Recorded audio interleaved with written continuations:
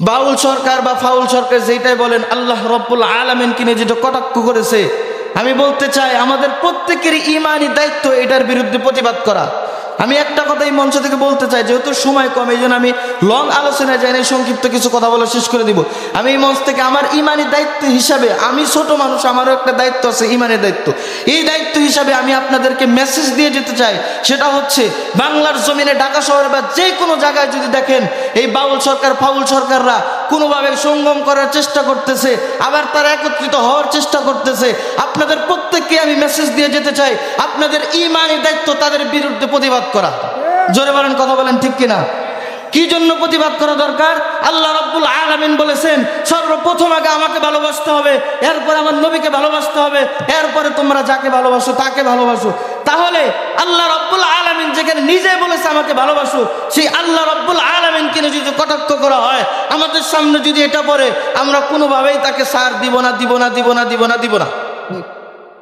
আল্লাহ তাআলা কোরআনুল কারীমের অন্য জায়গার মধ্যে বলছে, قل إن كان آباؤكم وأبناؤكم وإخوانكم وأزواجكم وعشيرتكم وأموال اقترفتموها وتجارة تخشون كسادها।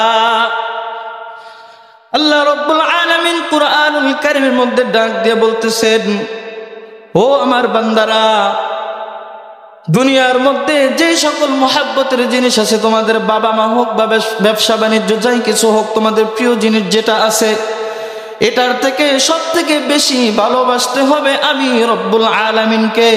দ্বিতীয় নম্বরে ভালোবাসতে হবে হযরত মুহাম্মদুর রাসূলুল্লাহ সাল্লাল্লাহু আলাইহি ওয়াসাল্লামকে। সর্বপ্রথম সব থেকে বেশি ভালোবাসতে হবে কাকে? আল্লাহকে। এরপরে ভালোবাসতে হবে কাকে? হযরত মুহাম্মদ মুস্তাফা সাল্লাল্লাহু আলাইহি ওয়াসাল্লামকে। এরপরে আপনার যে প্রিয় জিনিস আছে তাকে ভালোবাসেন। আপনার যে প্রিয় জিনিস তাকে ভালোবাসতে নিষেধ করি না, তাকে ভালোবাসতে হবে, কিন্তু সব থেকে বেশি ভালোবাসতে, আপনার যে প্রিয় জিনিস তার থেকে বেশি ভালোবাসতে হবে কাকে? আল্লাহ রব্বুল আলামিনকে।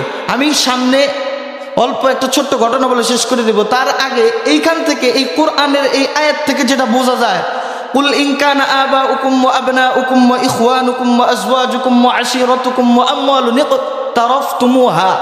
আল্লাহ বলেন সর্বপ্রথম আমাকে ভালোবাসতে হবে, এরপরে নবীকে, এরপরে তোমার প্রিয়জনদেরকে। তাহলে আপনারা একটু মনোযোগ সহকারে এই বিষয়টা শুনবেন, বোঝার চেষ্টা করবেন। সেটা হচ্ছে, আপনি আপনার মাকে কি পরিমাণ ভালোবাসেন? প্রচুর পরিমাণে কিন্তু ভালোবাসেন। নিজের জীবনের থেকেও বাবা মাকে অনেকেই বেশি ভালোবাসে। আপনার সন্তানকে কি পরিমাণ ভালোবাসেন? প্রচুর পরিমাণে ভালোবাসেন। নিজের জীবনের থেকে সন্তানকে অনেক বেশি মহব্বত করেন, আদর করেন, ভালোবাসেন। এখন আপনার মা, আপনার বোনকে নিয়ে যদি কোথাও কটাক্ষ করা হয়, কোনো জায়গায় যদি আপনার বোন একটা খারাপ কাজ করে নাই, না করা সত্ত্বেও আপনার বোনকে যদি অপবাদ দেওয়া হয়, আপনার দিলের মধ্যে কি খারাপ লাগবে কি লাগবে না? অবশ্যই লাগবে। আপনার মাকে নিয়ে যদি কটাক্ষ করা হয়, আপনার দিলে খারাপ লাগবে কি লাগবে না? অবশ্যই লাগবে। তাহলে এইখানে আল্লাহ রাব্বুল আলামিন বলতেছেন যে আমাকে সব থেকে বেশি ভালোবাসো, এরপরে মুহাম্মদ সাল্লাল্লাহু আলাইহি সাল্লামকে ভালোবাসো, এরপরে দুনিয়ার মানুষ যারা আছে তাদেরকে ভালোবাসো। তাহলে মুসলমান একটা কথা ভালো করে বুঝবেন এবং শুনবেন, সেটা হচ্ছে, আমি এটাই বুঝাইতে চাই, দুনিয়ার মা বাবাকে যদি কটাক্ষ করা হয়, পৃথিবীর যে প্রান্তে হোক, আমাদের অন্তরের ভিতর যদি আঘাত লাগে, আমাদের অন্তরের ভিতর যদি কষ্ট লাগে, তাহলে সেইখানে আল্লাহ রাব্বুল আলামিন বলেছেন যে আমাকে সব থেকে বেশি ভালোবাসো। সেই আল্লাহ রাব্বুল আলামিনকে নিয়ে যদি কটাক্ষ করা হয়, আমার অন্তরের ভিতর রক্তক্ষরণ হবে কি হবে না? রক্তক্ষরণ হবে কি হবে না? কি জন্য হবে? যে আল্লাহ রাব্বুল আলামিন কি বলছেন? যে আমাকে সব থেকে বেশি ভালোবাসো। দুনিয়ার মানুষকে, আমার মা বোনকে নিয়ে কটাক্ষ করা হলে যদি আমার এতটুকু খারাপ লাগে, তাহলে আমার আল্লাহকে নিয়ে যেখানে কটাক্ষ করা হয়েছে সেইখানে আমাদের কি পরিমাণ খারাপ লাগা দরকার এবং কি পরিমাণ প্রতিবাদ করা দরকার। প্রচুর পরিমাণে এটার প্রতিবাদ করা দরকার। আপনারা সকলেই কম বেশি হয়তো বা জানেন, যারা অনলাইনের যুগে আছেন, যারা টাচ ফোন ব্যবহার করেন, বাউল সরকার বা ফাউল সরকার যেটাই বলেন, আল্লাহ রব্বুল আলামিনকে নিয়ে যেটা কটাক্ষ করেছে, আমি বলতে চাই আমাদের প্রত্যেকেরই ঈমানি দায়িত্ব এটার বিরুদ্ধে প্রতিবাদ করা। আমি একটা কথা এই মঞ্চ থেকে বলতে চাই, যেহেতু সময় কম এই জন্য আমি লং আলোচনায় যাই না, সংক্ষিপ্ত কিছু কথা বলে শেষ করে দিব। আমি এই মঞ্চ থেকে আমার ইমানি দায়িত্ব হিসাবে, আমি ছোট মানুষ, আমারও একটা দায়িত্ব আছে, ইমানের দায়িত্ব।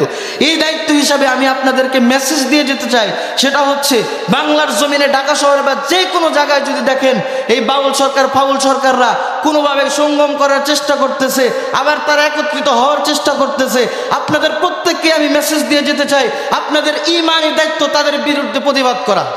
জোরে বলেন, কথা বলেন ঠিক কিনা? কি জন্য প্রতিবাদ করা দরকার? আল্লাহ রাব্বুল আলামিন বলেছেন সর্বপ্রথম আগে আমাকে ভালোবাসতে হবে, এরপর আমার নবীকে ভালোবাসতে হবে, এরপরে তোমরা যাকে ভালোবাসো তাকে ভালোবাসো।